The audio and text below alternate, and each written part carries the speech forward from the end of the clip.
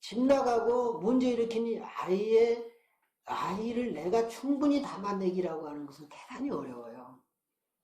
그리고 그 아이가 그럴 수밖에 없는 그런 과정들과 이런 것들을 충분히 들여다보고 내가 경험하지 않으면 참 어려운 거죠.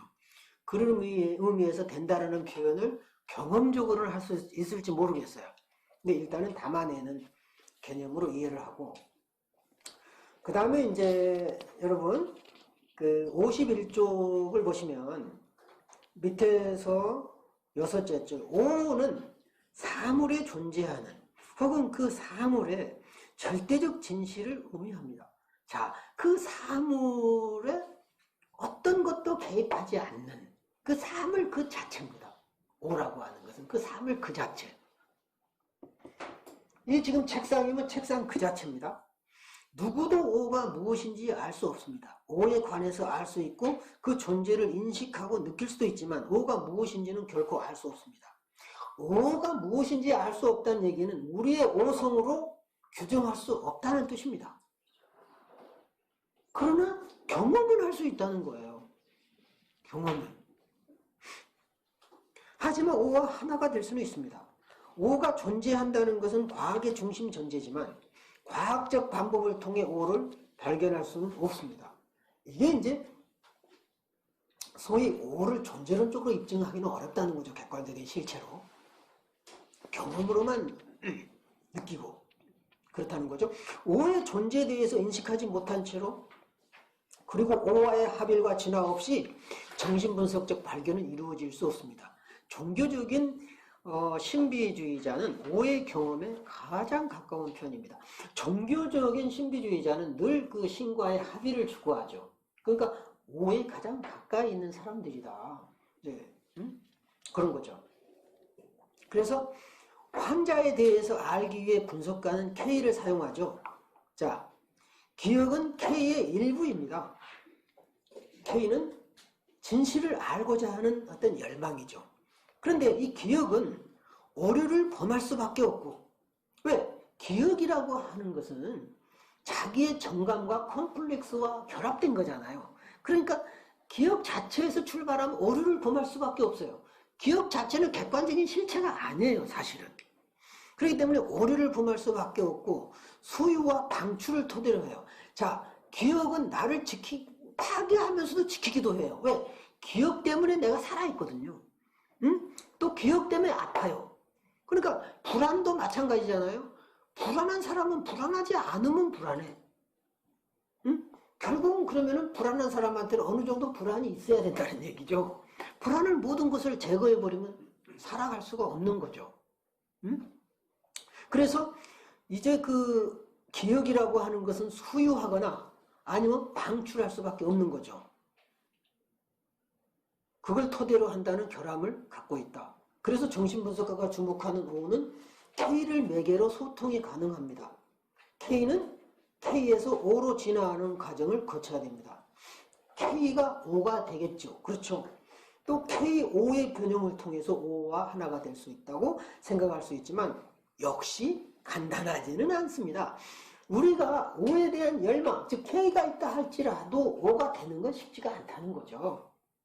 K에서 O의 변형을 위해서는 기억과 욕망에 해당하는 K 부분이 제거돼야 됩니다. 뭘 알려고 하는 욕망 속에 자연히 알려고 하는 열망 속에 기억과 욕망이 따라온다는 거죠. 오에 대한 열망이지만 슬그머니 이제 기억과 이제 욕망이 따라오니까 그 부분을 K에서 제거하지 않으면 결국 오로 갈 수가 없다는 거죠. 그러니까 K라고 하는 것은 순수한 오가 아니기 때문에 그래요. 우리가 마음속에 열망이 있다고 하는 것은 그 안에 기억과 욕망이 있다는 거죠. 그 부분을 제거해버리지 않으면 오로 갈 수가 없다. 그래서 이제 53페이지 10줄 정도 보면 기억과 욕망이 이열 진술이 되면 나는 기억이 이렇습니다. 계속 그 기억에 매달려. 그리고 상담자도 근거가 없기 때문에 기억의 근거를 두고 계속 원인을 찾아가. 그러면 결코 세 번째 단계인 기제로 넘어가지 않아. 푸시에서 끝나버려. 왜? 거짓에서 머물러 버리니까. 기억에서 머물러 버리니까. 그리고 그 사람의 욕망에서 머물러 보니까 욕망은 기억의 다른 형태잖아요. 그렇잖아요. 좀 욕망이 기억 결핍에서 나온 거고 그 결핍은 기억에서 나온 거잖아요. 그렇기 때문에 기억과 욕망을 토대로 상담을 하고 그걸 토대로 나가면은 결국 2단계에서 머물러 버려요. 그러면은 이제 우리 아들놈 같은 경우는 계속 옛날 얘기만 하더라고. 제 아픈 과거는. 나중에 내가 넌 다시 한 번 내 앞에서 내 옛날 얘기 하면 넌 나랑 절교해. 내가 딱 선언해버렸어. 도대체 상담가다운 태도가 아니죠. 아들과 아버지 관계는 이렇게 무지막지한 그 목매한 방법이 필요할 때가 있어요. 절대 아버지가 상담사가 되려고 해서는 안 돼요. 어머니도 상담사가 될 수는 없어요. 돈을 주고받는 관계가 아니거든요. 상담사와 내담자는 돈으로 매게 되는 거예요. 돈 없으면 끝장나는 거예요. 돈 없이 연결되면 파멸이에요. 돈이 두 사람을 지켜줘요. 돈이 생명을 낳아. 근데 아들과 딸은 돈으로 연결이 되지 않으니까 그 상담식의 방법이 안 통해. 무지몽매하고 무지막지한 방법과 한없는 사랑과 애정이 교차해야 돼. 하나는 무지몽매하고 한편으로는 생명까지도 아낌없이 줄 수 있는 이 사랑과 이 무지몽매함이 교차해야 돼. 부모 자녀 관계는. 거기서 역동이 이루어져야 돼. 그러면 내담자에게는 더 이상 과거 얘기하자고 하면 되겠어요? 절대 안 오죠. 수도 없이 과거 얘기를 하면서 기회를 포착해야죠. 기다려야죠. 이 사람이 언제 과거를 얘기를 안 하려나. 이 사람이 과거의 얘기를 안 할 때 중요한 터닝 포인트가 되는 거죠. 변형의 시점이에요. 그것은 한 번도 생각해보지 못한 오해 세계로 들어간다는 얘기입니다. 더 이상 과거 얘기를 안 하고도 계속 올 때 그것은 기다려야 됩니다. 치료가 됐다는 증거거든요. 놀라워요. 치료가 된다는 증거입니다. 어느 순간 자기도 모르게 과거 얘기 안 해요. 너무 신기해요. 근데 누구도 강요하지 않아. 옛날 얘기하지 마라 하지도 않았고. 근데 꿈이 인도해. 놀랐습니다. 처음에는 과거 얘기로 막 점철돼 꿈은. 그렇잖아요.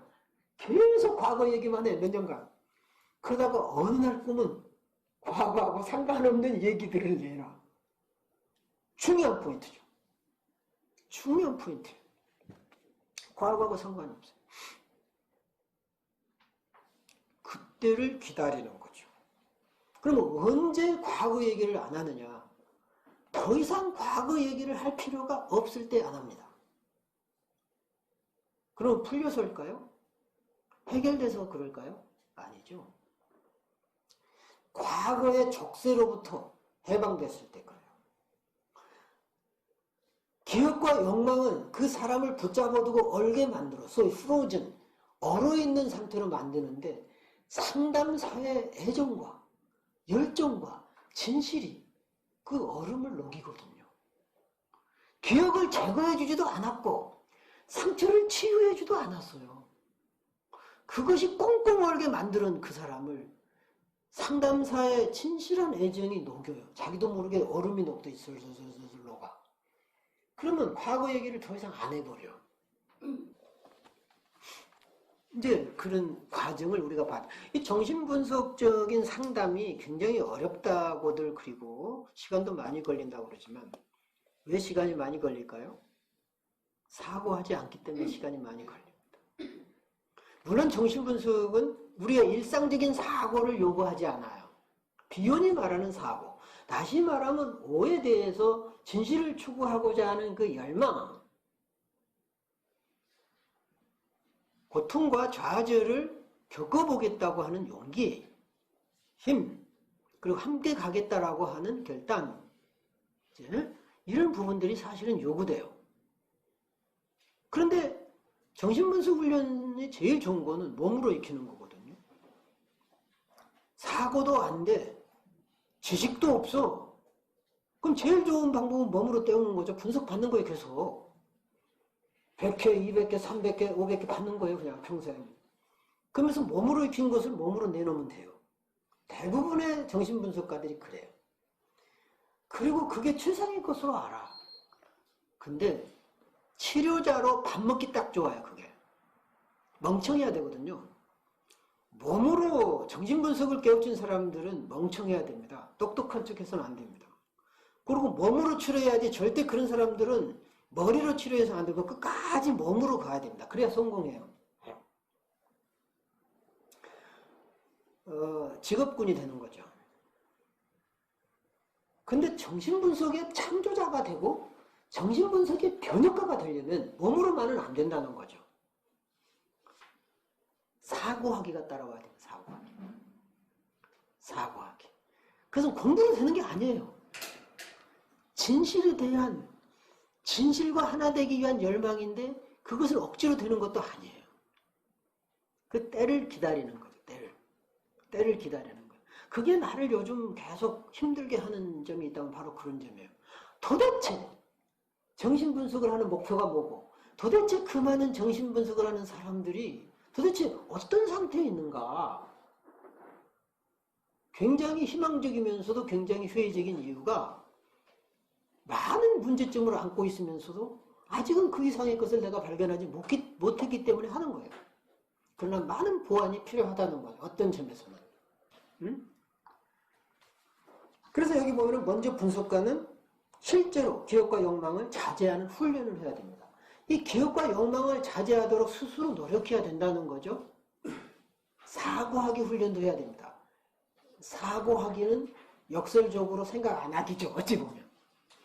내가 말하는 사고하기는 그냥 잔머리 쓰라는 것이 아니고, 여기서 말하는 사고하기는 기존의 생각을 멈추는 훈련이거든요. 사실은.